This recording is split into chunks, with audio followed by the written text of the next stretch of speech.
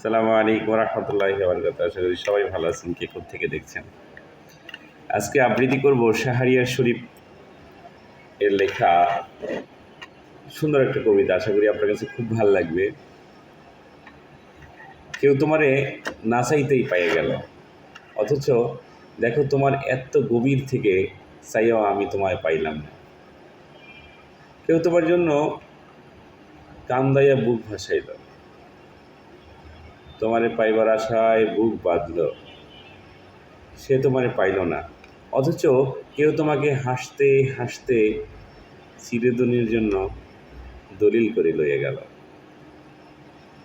আমি তোমাকে মন দিলাম, তুমি দিলে দুই চোখ ভরে স্বপ্ন। কত আশায় বুক বাঁধলাম, বাড়ালাম আমি যে দুই হাত তোমার পানে, আর তুমি ধরলে অন্য কারো হাত। আমি হইলাম সেই আকাশ, অথচ তুমি হলে অন্য কারো আকাশের চাঁদ, অন্য কারো বাগানের ফুল।